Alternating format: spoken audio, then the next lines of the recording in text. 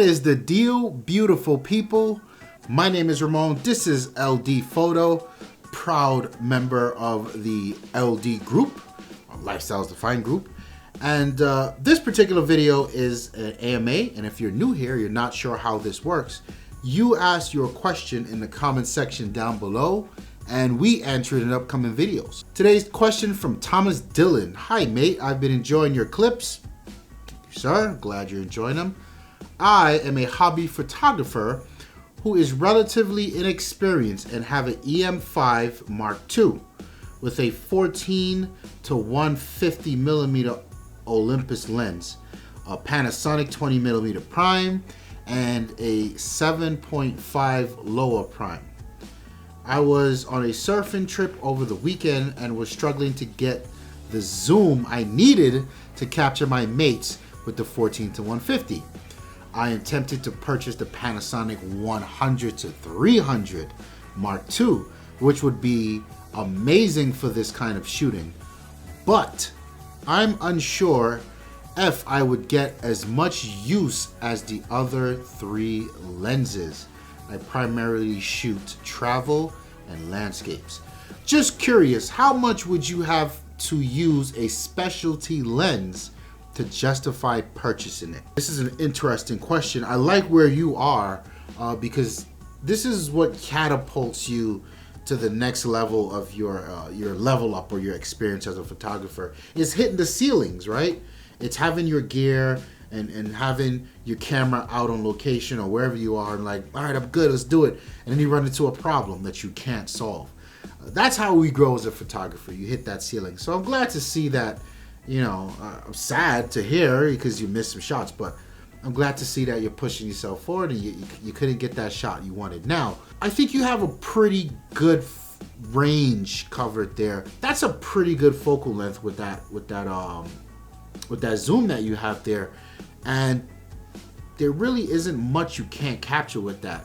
But I get the situation here. These guys are way out there and you want to get up nice and tight. You do need something with a longer focal length. Now, first of all, I'm curious why you would call it a specialty lens. Thought about this when I first read the question. Why would a 1 to 300, which is really a 200 to 600 millimeter lens, be considered specialty?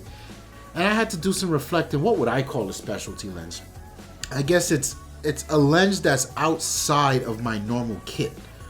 It's something that I don't ordinarily use to capture, you know, the type of work that I do. So for me, my specialty lens would probably be, I got a 50 macro. That would be a specialty lens. Or maybe if I get a super wide lens like that, laowa, you got a 7.5. What's that, a 15 millimeter or something like that? I would say that's a specialty lens. What the hell are you capturing in 15 millimeters on a daily basis, right? So that makes it a specialty lens. I think if you look at why you bought that wide angle at 7.5, you may find your answer there. Sure, you shoot landscapes, but that wide? Ooh. I could be wrong though, but for me, I think your first stop is to invest or look into investing in a teleconverter. The teleconverters, they kind of times the lens by 2. So you could essentially take that 150, that 24 to 150 that you already have, and turn it in to, at the long end, the 300 that you're looking for. I haven't done much research on them, so I don't know. I know they exist. I don't know how reliable they are if you run up against problems with focusing and that type of thing. Do your research. But I know a teleconverter could be a really good solution here for you, but will blow your mind. Go out and get that 100 to 300 and then get the teleconverter for it. Now you're talking some serious range. Now you turn that into a 600 millimeter. You can get even closer. So either way you go, you know, I would say you could get the teleconverter first and really get in closer, but then you could invest in that 100, 300, and then with the teleconverter, again, get even closer. So, you know, there's that. In terms of how do you justify a specialty lens? If you've got some money to spare and you got a side project that you want to you want to get at. You always wanted to shoot, I don't know, insects, but you never had a macro lens and you invested in it just to shoot insects that one time. If you were completely satisfied with the project and the results that you get, then it was worth it. I mean, in this case, you had a very specific thing going on, and it sounds like you had the vision of what you wanted to do, and you weren't able to do it. To me, that justifies buying a lens that'll fit that scenario and will give you a solution.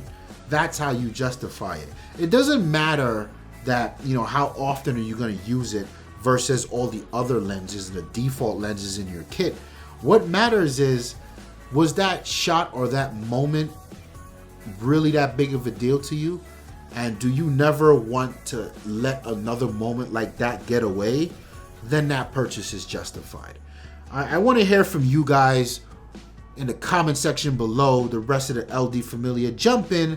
What do you consider a specialty lens? Something like a tilt shift is what I think of too.